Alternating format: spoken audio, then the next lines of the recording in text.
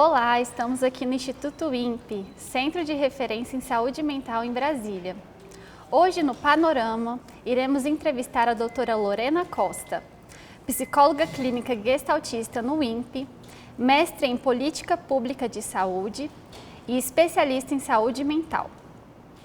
O tema de hoje é sequelas pós-Covid-19. Olá, doutora Lorena, tudo bem? Olá, tudo bem? Temos visto na mídia se falando muito sobre a palavra sequelas. O que é sequelas? Quando a gente pensa em sequelas, vamos pensar que é uma resposta do nosso corpo a um evento que nós sofremos. Eu acho que assim fica um pouco fácil para a gente conseguir começar essa nossa conversa. Quando o nosso corpo passa por um evento, pode ser uma doença, uma infecção, um acidente.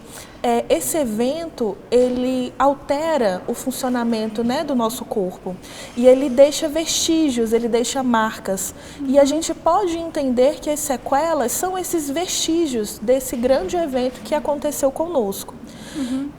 Esse termo ele não é um termo novo, a gente já em saúde já usava isso, né, para outras situações, né? Mas a gente vai precisar de um pouco de cautela para falar de sequelas quando a gente vai falar na situação do Covid. Por nós estarmos lidando com um assunto, né, muito novo, então a gente sabe que nós estamos lidando com uma doença que tem alguns impactos, né, de ataque às nossas células, e isso deixa algumas marcas, né? E aí vamos olhar com cautela daqui a pouco como que funcionam essas marcas. Tá bom.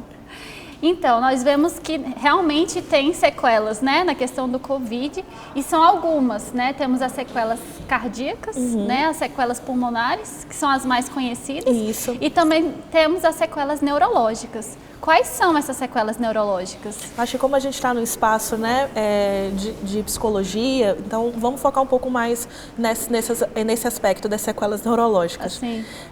A gente vai entender como sequela neurológica todo vestígio, tá, que impacte o nosso sistema nervoso central. Então, passado esse evento dessa doença, tá, e dessa infecção, se isso gerou algum impacto no nosso sistema nervoso central, tá certo? Nós vamos entender isso como uma sequela neurológica. Uma coisa importante que eu acho que a gente precisa retomar é que as sequelas, elas não deixam dúvida, sabe? Quando a gente fala de sequelas, a gente está falando de algo que é perceptível. Então, alguma alteração no nosso funcionamento, tá? Ou numa habilidade que nós tínhamos, que depois desse evento específico nós perdemos. Então vamos pensar numa habilidade como sentir cheiros, né? Sentir gostos, Sim. que é uma coisa que nós tínhamos, né? Sim. Passado o Covid, é comum as pessoas relatarem perdas, né, de olfato, perdas de paladar. Então, se essa perda ainda é perceptível após a Covid, após essa doença, então nós estamos falando de algo que se encaixaria nesse aspecto de sequela.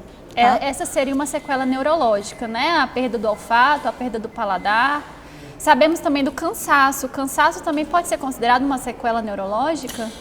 Pode ser, mas também pode não ser. Quando a gente fala sobre as sequelas pulmonares, por exemplo, se a gente for pensar na Covid, o que a gente sabe sobre a Covid é muito pouco, né? Então, a gente está passando por uma pandemia há um pouco mais de um ano.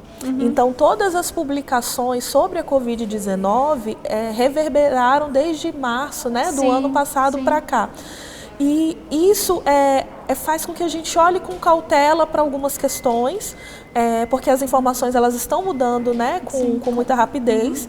Vale a pena se focar nas informações oficiais, então Ministério da Saúde, Secretarias de Saúde, principalmente a OMS, a OPAS, né, que estão dando aí uma síntese para a população sobre o que esperar dessa doença. Mas o que sabemos é que outros tipos de coronavírus, como a SARS e a MERS, elas têm um impacto neurológico. Então, elas já têm um uma história, por exemplo, de neuroinvasão. Então, quando a gente pensa nesse aspecto, a gente precisa olhar a COVID com mais cuidado, né, e atenção. Então, esse cansaço, ele pode ser um aspecto que pode ser lido como uma sequela pulmonar, mas também pode ser uma sequela neurológica. E a questão do humor, né? Muitas pessoas, depois de terem Covid, relatam que estão mais ansiosas, mais tristes. A questão do humor também pode ser considerada uma sequela? Eu teria talvez um pouco de cuidado para chamar de sequela, embora seja possível também. Eu acho que é importante a gente entender que o momento que a gente está vivendo de uma pandemia, ele é um momento de uma emergência humanitária, né? Então, dentro de uma emergência humanitária, os critérios para a saúde mental, eles são modificados. E com isso em mente, é esperado que as pessoas, de uma forma geral, não necessariamente só aquelas que tiveram contato, né, pessoal com a doença, mas as pessoas, de uma forma geral, se sintam mais confusas, mais irritadas, com alterações de humor, mais cansadas, né, fadigadas, com perda de atenção, de memória. E tudo isso assim, vai ser sentido e vivenciado muito vinculado às labilidades psíquicas prévias, né? Então, as desigualdades com qual essa pessoa está enfrentando essa pandemia. É aquela história, assim, cada um de nós está tendo uma trajetória nessa pandemia bem diferente, né? E aí isso vai impactando no nosso humor. Então, todos nós, de uma forma ou de outra, estamos tendo essas alterações. Agora, pensando nas pessoas que tiveram a Covid-19, se a gente entende que a Covid ela é uma doença que já tem esse histórico, né, de neuroinvasão. Então, a gente já sabe que ela atinge, né, células do sistema nervoso central. A gente sabe que existem algumas sequelas, né, como essas que a gente mencionou, de perda de olfato, perda do gosto, né, do paladar, essa perda, por exemplo, da motricidade, que as pessoas têm achado que isso tem muito a ver com força, mas isso tem uma questão motora, né, por trás. Então, muitas pessoas que são atletas, que tiveram dificuldade de retomar, né, as suas práticas de atividade física, e aí tudo isso a gente está colocando vinculado a esse ataque que nosso sistema nervoso sofreu. Some-se ao fato de que muitas pessoas viveram um período de internação. Então, algumas pessoas passaram pela UTI, que é um serviço altamente qualificado, mas que gera um evento a mais ao nosso corpo ali também, né? Então, muitas pessoas que já passaram pela infecção ainda ficam na UTI lutando com outras questões. Então, quando você sai desse processo, você sai com o seu corpo afetado de diversas maneiras. Então, tendo tudo isso em mente, eu acredito, sim, que quando a gente está falando sobre essas alterações de humor, nós precisamos considerar aquilo que é esperado, né? Para isso que a gente está vivendo, aquilo que era esperado para antes da infecção. Então, eu era mais triste antes disso ou menos triste? Eu estou me sentindo mais irritado agora? Eu tô tendo mais dificuldade de me concentrar, de memorizar alguma coisa? Eu me sinto mais alterado, né, de alguma maneira? Porque tenham isso em mente, assim, as sequelas são algo que parte do nosso autoconhecimento.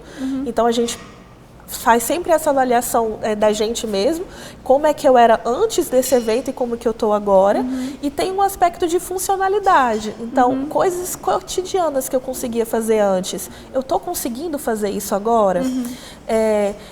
Hoje eu consigo lidar com os mesmos problemas das mesmas formas, ou eu estou tendo mais dificuldade, e essa dificuldade é percebida não só por mim, mas por pessoas à minha volta? Se a resposta for sim, então nós estamos falando de algo que se encaixaria nessas sequelas. Que ótimo. Então, o que a gente pode fazer diante disso tudo que você me trouxe, né? O que a gente pode fazer, as pessoas que estão assistindo a gente? O que elas devem procurar de ajuda caso elas estejam sentindo algum tipo de desconforto, algum tipo de perda, né, de funcionalidade na vida delas? O que elas devem fazer? O que elas devem procurar como ajuda? Eu acho que a primeira coisa para a gente poder pensar, se você está passando por algo disso que eu mencionei aqui, é entender que essas sequelas, a gente precisa ter muito cuidado quando for falar sobre isso.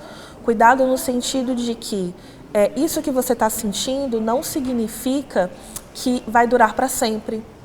Isso que você está sentindo não significa que vai sair sozinho, que vai sumir sozinho. E também não significa que todas as pessoas que tiveram Covid vão ter essas sequelas.